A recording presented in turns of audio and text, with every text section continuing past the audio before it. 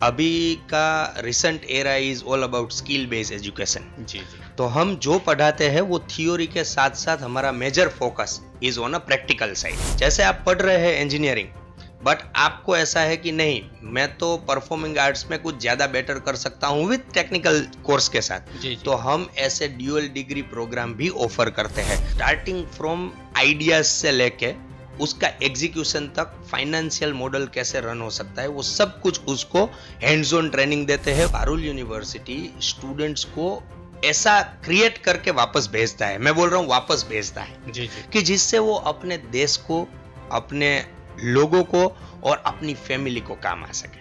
Parul university में भी आपके पास मोड है ही कि आप ऑनलाइन में आके एडमिशन लीजिए। आपको सब चीजें जो आप देख रहे हो डिजिटल प्लेटफॉर्म पे, वो सारी चीजें आपको वहां पे मिलेगी।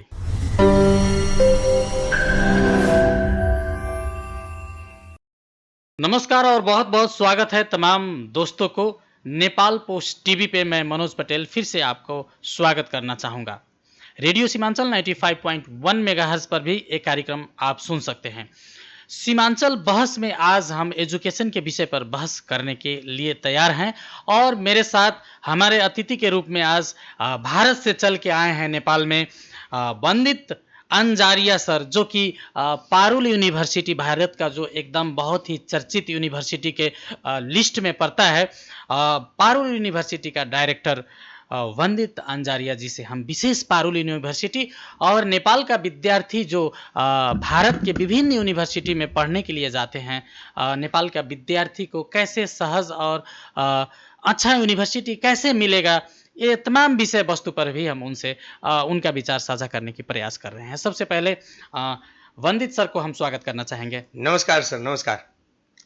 वंदित सर, नेपाल का विद्यार्थी बाहर पढ़ने के लिए काफ़ी जा रहे हैं। अब जैसे कि फॉरेन कंट्री में भी जा रहे हैं, यूरोपियन कंट्री वगैरह में भी जा रहे हैं और नज़दीकी अगर देखा जाए तो भारत भी एक बहुत ही मतलब नेपाली विद्यार्थी के लिए एक क्षेत्र है जहाँ ज़्यादा से ज़्यादा नेपाली विद्यार्थी लोग जाना चाह रहे हैं और बहुत ऐसा स्ट्रीम भी आप लोग, बहुत ऐसा कोर्सेज भी दे रहे हैं, भारत सरकार, भारत का यूनिवर्सिटी दे रही हैं।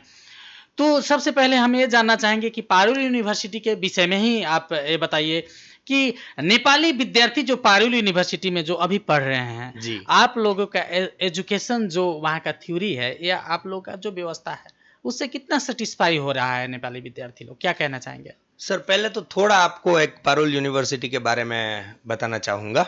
जी, जी। पारुल यूनिवर्सिटी गुजरात के वडोदरा सिटी में लोकेटेड है। बहुत फेमस यूनिवर्सिटी आज की डेट में रहा है, जिसमें नेपाली विद्यार्थी, मैक्सिमम नेपाली विद्यार्थी पारुल यूनिवर्सिटी को ऑप्ट करता है। उसके लिए सबसे पहला रीज़न तो मैं ये बताऊंगा कि जो रैंकिंग लोग बोलते हैं उसमें पारुल यूनिवर्सिटी सबसे ज़्यादा प्रतिष्ठित है। इंडिया का 1.8% यूनिवर्सिटी जो नेक A++ ग्रेडिंग प्राप्ति है, उसमें से पारुल यूनिवर्सिटी एक है जो यंगेस्ट नेक A++ यूनिवर्सिटी मान्यता प्राप्त है। यंगेस्ट आप बोले, यंगेस्ट हैं आपका यूनिवर्सिटी, तो क्या है वहाँ यंगस्टर लोग के लिए कोई नया जो स्ट्रीम आ रहा है दुनिया में, जो जो बिकने वाला या जो एक काम देने वाला, रोजगार देने वाला जो पढ़ाइयाँ जो है या टेक्निकल पढ़ाइयाँ सब है, ये सब कितना प्रोवाइड कर रहे हैं पारुल यूनिवर्सिटी? सर, हमारे पास यूनिवर्सिटी में ऐसे ऐसे प्रोग्राम्स है जो प्रोग्राम लोगों को स्किल देता है। जी, जी। अभी का recent era is all about skill based education. जी, जी। तो हम जो पढ़ाते हैं वो थ्योरी के साथ साथ हमारा major focus is on a practical side. तो हम प्रैक्टिकली ही स्टूडेंट को ज़्यादा मोटिवेट करते हैं कि आप प्रैक्टिकल चीज़ें पढ़ो। उसके साथ साथ जैसे आप नए कोर्सेज के बारे में पूछ रहे हैं, तो हमारे पास BSc डिज़ाइन एनिमेशन VFX का प्रोग्राम है। हम स्टूडेंट को परफॉर्मिंग आर्ट्स तक का प्रोग्राम बैचलर डिग्री में प्रोवाइड करते हैं। और हमारे पास ऐसा नहीं है कि सिर्फ एक डिग्री आप पढ़ो। जैसे आप पढ़ रहे हैं इंजीनियरिंग, बट आपको ऐसा है कि नहीं, मैं तो परफॉर्मिंग आर्ट्स में कुछ ज़्यादा बेटर कर सकता हूँ विद टेक्निकल कोर्स के साथ। जी, जी। तो हम ऐसे ड्यूअल डिग्री प्रोग्राम भी ऑफर करते हैं। हालांकि नेपाल के केस में अभी ये इतना फेमस नहीं है, बट आपके माध्यम से हम इसको और फेमस बना सकते हैं कि जिससे आप इंजीनियरिंग तो पढ़ो बट साथ में आपका जो कोर्स में इंटरेस्ट है, जैसे किसी को पेंटिंग बहुत ज्यादा पसंद जी है जी जी जी। तो आप वो कोर्स को ऑप्ट कीजिए, साथ में आपका बैचलर डिग्री भी करते थोड़ा सा रहिए। हबी भी, अब जैसे हाँ, कि या कोई प्रेजेंटेशन कला हुआ यस, ताकि आगे चल के आपको काम हाँ। लगे। उसी के साथ साथ अभी एक बहुत रिनाउंड चीज इंडिया में पता है आपको चल रही है कि आप जॉब क्रिएटर बने, आप जॉब प्रोवाइड जी कीजिए जी, लोगों को। उद्यमशीलता की तरफ जा रही हाँ, है देश। तो हम एक डेडिकेटेड, हमारे पास एक रिसोर्स है जिसको हम बोलते हैं एंटरप्रेन्योर डेवलपमेंट से, जिसमें हम बच्चे को स्टार्टिंग फ्रॉम आइडियाज से लेके उसका एग्जीक्यूशन तक फाइनेंशियल मॉडल कैसे रन हो सकता है वो सब कुछ उसको हैंड्स ऑन ट्रेनिंग देते हैं, उसको फाइनेंशियली सपोर्ट भी करते हैं ताकि उसका बिजनेस वेंचर हो वो आगे जाके एक लेवल पे आए जहां पे वो लोगों को जॉब दे सके। उसी के साथ साथ आप जब एक ऐसी बात करते हो कि वाई पारुल यूनिवर्सिटी, जी नेपाली जी। बच्चा पारुल यूनिवर्सिटी में क्यों जाए, क्यों जाए। तो हमारे पास बहुत सारी ऐसी सक्सेस स्टोरीज है फ्रॉम नेपाल कि जहाँ पे हमने बच्चे को प्लेसमेंट दिया हुआ है। वो प्लेसमेंट में जैसे हमारे पास होटल मैनेजमेंट का कोई स्टूडेंट है, वो दुबई में प्लेस हुआ है from Parul university and working in Dubai. So उसका एक रेप्यूटेशन है वो इंक्रीज हुआ, उसके पेरेंट्स का रेप्यूटेशन इन नेपाल गोट इंक्रीज कि आपका बेटा कहाँ पे पढ़ा है, मेरा बेटा पारुल यूनिवर्सिटी में पढ़ के वहां पे गया है। उसी के साथ साथ हमारे पास टेक्निकल फील्ड में कंप्यूटर साइंस इंजीनियरिंग का लड़का वो अभी रिसेंटली कंपनी में प्लेस हुआ है जहां पे उसका पैकेज इज 27 लाख रुपीस।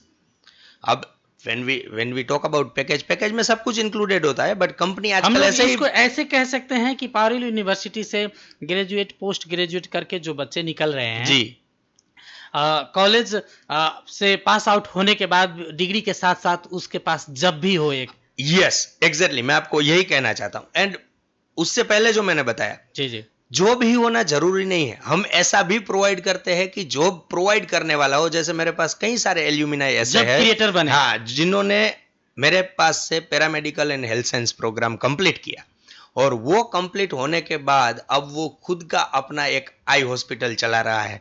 तो नियर बाय जो लोग हैं उनके लिए भी बेनिफिट हुआ, उसके साथ साथ वो स्टूडेंट की वजह से दूसरे पारुल के ही स्टूडेंट को वहां पे जॉब अपॉर्चुनिटी कोई भी क्रिएट हो, हुआ। 10 आदमी तो उससे जुड़े जब जी, तो मिला उसको फिर। उसी के साथ साथ ये तो प्राइवेट सेक्टर का बात जी हो जी गया, जी जी। बट हमारे बहुत सारे एल्यूमिनाई ऐसे भी है जो गवर्नमेंट अस्पताल में काम कर रहे हैं, जो गवर्नमेंट ऑफिस में काम कर रहे हैं।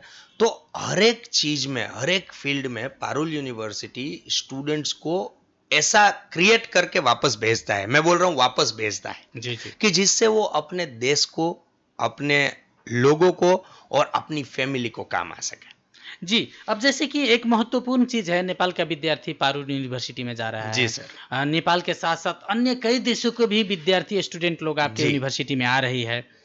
एक महत्वपूर्ण चीज़ है, बहुत लोग बोल रहा है कि हम लोग को जाना चाहिए कंसल्टेंसी के मार्फत ही जाना चाहिए। आप लोग का नेपाल में जो रिप्रेजेंटेटिव यहाँ पे रखे हुए हैं काम करने के लिए, जो बंदा लोग है उनके मार्फत जाए या डायरेक्ट जाके यूनिवर्सिटी में एडमिशन ले, या बहुत सारे बच्चे जो लोग हैं जो विभिन्न बहुत सारा यूनिवर्सिटी है भारत में या अन्य कंट्रीज में, वहाँ जाके बच्चे लोग फंस जा रहे हैं। फिर वहाँ का जो पढ़ाई है, इन्वायरमेंट है या खान पान या हॉस्टल का फैसिलिटीज़ है, वो सब अच्छा नहीं मिलने के कारण बहुत बच्चा सब रिटर्न भी होके आ रहा है।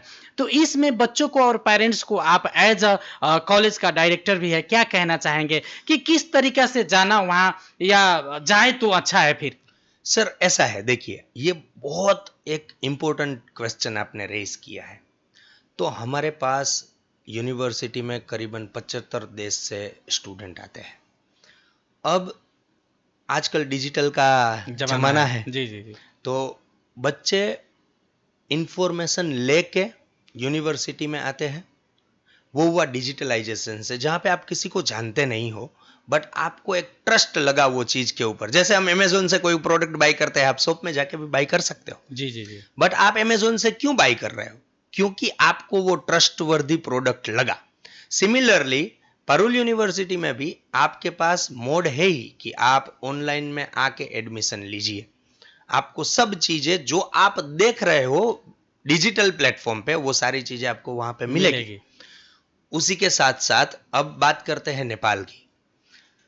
नेपाल में पेरेंट्स इतने डिजिटल यूजर्स नहीं है।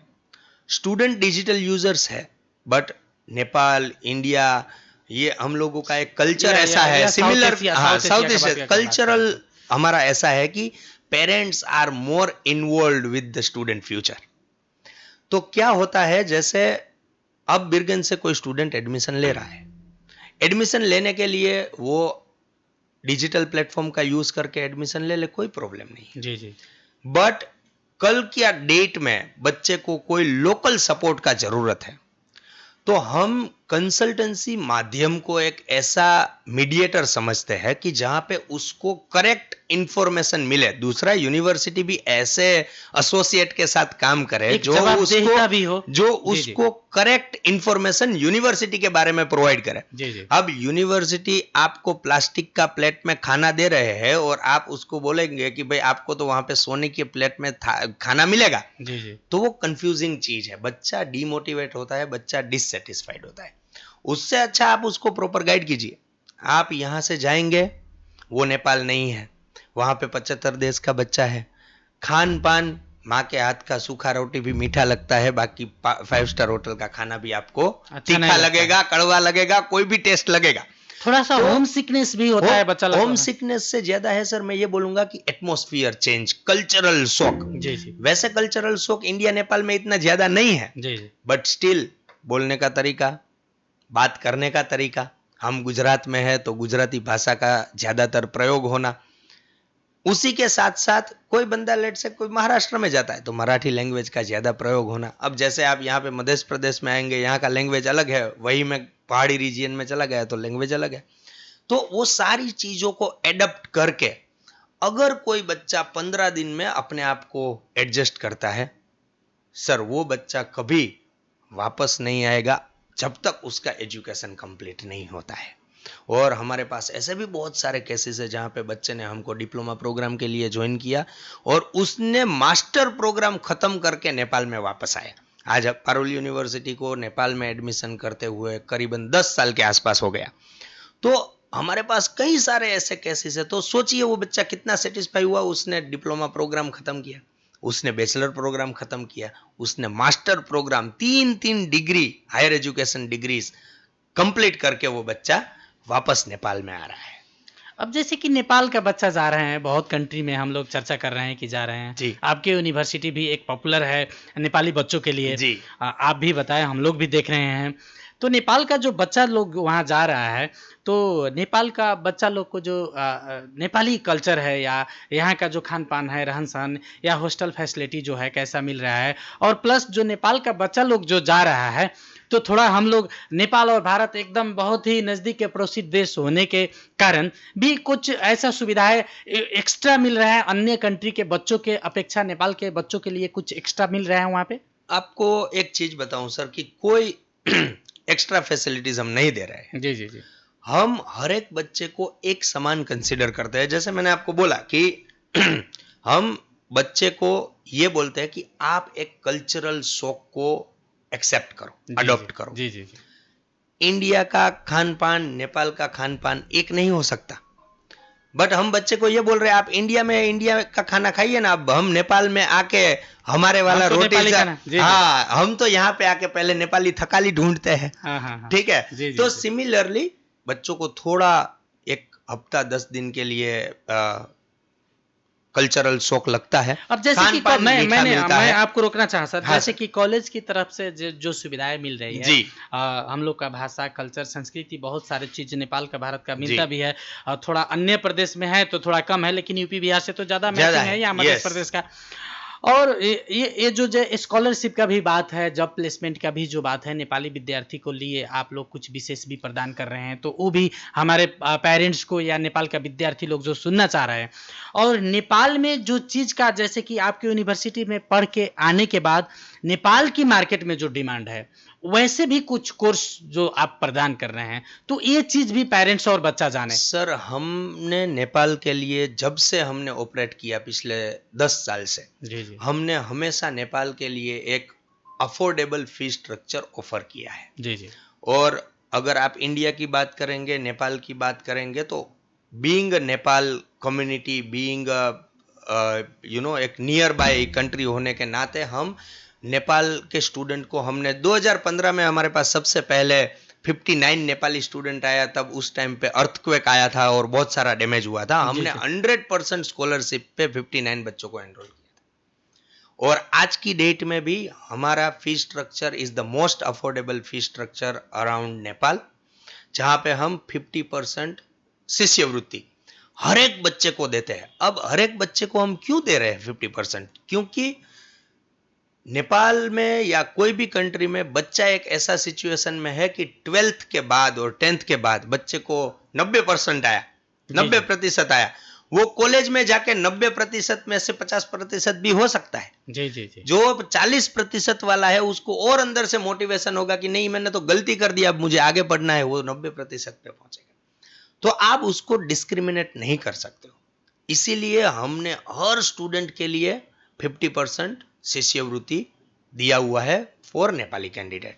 उसी के साथ साथ जो कोर्सेज की आप बात कर रहे हो, नेपाल में जो कोर्सेज डिमांड में है, जैसे डिप्लोमा प्रोग्राम में हेल्थ असिस्टेंट हो गया। इसके साथ साथ एक और बात मैं जोड़ना चाहूंगा जी सर, सर। जैसे कि ये इको वायलेंट का जो समस्या आता है, या कोई टेक्निकल पढ़ के आता है लोग, या एचए वगैरह का हाँ। या मेडिकल के जो कोर्सेज है, डिप्लोमा कोर्सेज है, वो यहाँ आके फिर यहाँ नेपाल में सीटीबीटी है, या नेपाल का जो मेडिकल काउंसिल है, उस सब चीज से भी उसमें जो थोड़ा सा दुविधा हो जाता है विद्यार्थी लोग को। तो ऐसा है कि नहीं सर? हमने हर एक जगह पे पहले से ही जी जी जो नेपाल के नॉर्म्स है उसको हमने फॉलो किया हुआ है जी। तो जो बच्चा आता है हमारे पास, नेपाल का अगर प्रोसीजर प्रोटोकॉल कहता है कि आप एनओसी लेके एनरोल हो, हम एनओसी लेके ही उसको एनरोल करते हैं।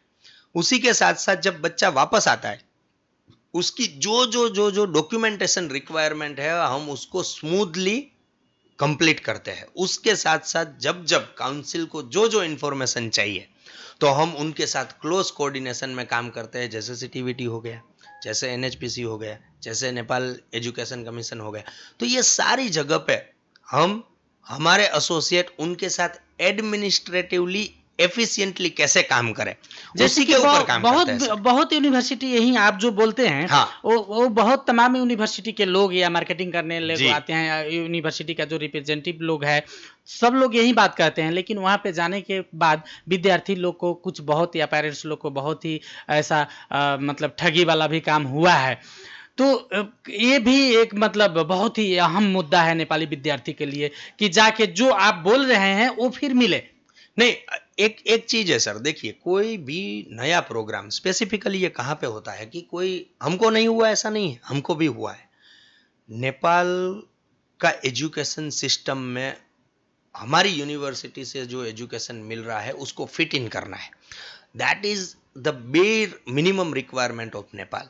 तो हम क्या करते हैं, उस तरीके से उसको इवोल्व करते हैं। हमने उस तरीके से चीजें इवोल्व करी। अब जैसे मैं बताऊं, मुझे भी पहले साल में जब मेरे डीएचए के बच्चे पास आउट होके आए, हमने बहुत सारा कम्युनिकेशन किया, उसको एग्जीक्यूट होने में टाइम लगा।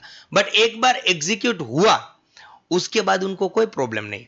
यही सारी चीजें इंजीनियरिंग काउंसिल में हमने फेस नहीं करी है, हेल्थ प्रोफेशनल काउंसिल में हमने कभी फेस नहीं करी है, क्योंकि हमने पहले से वो सारी चीजों को इनलाइन रख के ही हमारे सिलेबस को डिजाइन किया है। अब मुझे पता है कि मेरे पास डीएचए के मैक्सिमम स्टूडेंट नेपाल से आ रहे हैं, तो मेरा सिलेबस वो सारी चीजें उसी हिसाब से हमने डिजाइन करी है। हाँ, हमने 60%, 70% और अप टू 90% हमने सिलेबस को मैप किया हुआ है। मैं 100% नहीं बोलूंगा सर, हो ही नहीं सकता। आप नेपाल में नेपाली पढ़ाएंगे, मैं नेपाली नहीं पढ़ा सकता, ठीक है? तो मैं इधर उनको इंग्लिश पढ़ाऊंगा। अब जैसे नेपाल में भी इंग्लिश सब्जेक्ट है, तो मैं इंग्लिश के बदले उनको कम्युनिकेशन स्किल पढ़ाऊंगा, जिससे वो स्किल बेस जो हमने बोला उसके लिए भी वो डेवलप हो। अब इंग्लिश सिखाना मतलब एबीसीडी सिखाने जैसा है, उसके बदले कम्युनिकेशन स्किल दिखाऊंगा तो उसका पर्सनालिटी डेवलप होगा, उसको किस तरीके का ग्रूमिंग करना है, थोड़ा आगे आएगा। तो हमने उस तरीके से हर एक बच्चे को ग्रो किया है। बट जो basic bare minimum requirement subjects का है वो तो हम उनको वही पढ़ाते हैं। दूसरा, एचए जैसा प्रोग्राम है, बहुत सारा इंडियन यूनिवर्सिटी चलिए नेपाल से एडमिशन करते हैं, एचए का एडमिशन करते हैं, बट आपके पास रिसोर्सेस होना चाहिए। मेरे एचए के स्टूडेंट को पढ़ाने वाला मेरा एमबीबीएस के डॉक्टर्स लोग ही है, Parul university is a hospital based university, जहाँ पे हमारे पास सारी टेक्निकल चीज़ें अवेलेबल है। मेडिकल एजुकेशन, क्रिटिकल का व्यवस्था, हाँ, जी, हम MBBS प्रोग्राम भी इंडियन स्टूडेंट के लिए ऑफर करते हैं, NRI स्टूडेंट के लिए ऑफर करते हैं। हमारे पास 1000 बेडेड का मल्टी स्पेशलिटी हॉस्पिटल है कैंपस में, जहाँ पे उनको टेक्निकल ट्रेनिंग, उनको पेशेंट के साथ कैसे डील करना है, वो सारी चीज़ें फ्रॉम डे 1 सिखाई जाती है। जी, बहुत बहुत धन्यवाद। हम आपको यहीं पे रोकेंगे सर। जी सर। अब चूंकि नेपाल में अभी ही SEE भी सबका खत्म हुआ है जी। बहुत सारे विद्यार्थी डिप्लोमा कोर्स में आ सकते हैं, या फिर +2 का भी अभी रिजल्ट आने वाला है 12 कक्षा का। जी। तो इसके बाद पारुल यूनिवर्सिटी या अन्य कोई भी अच्छा यूनिवर्सिटी खोजेगा, विद्यार्थी लोग जाना चाहेगा। जी। तो जाते जाते पारुल यूनिवर्सिटी की तरफ से आप नेपाल में आए हैं, आपको नेपाल में स्वागत भी हम करते हैं।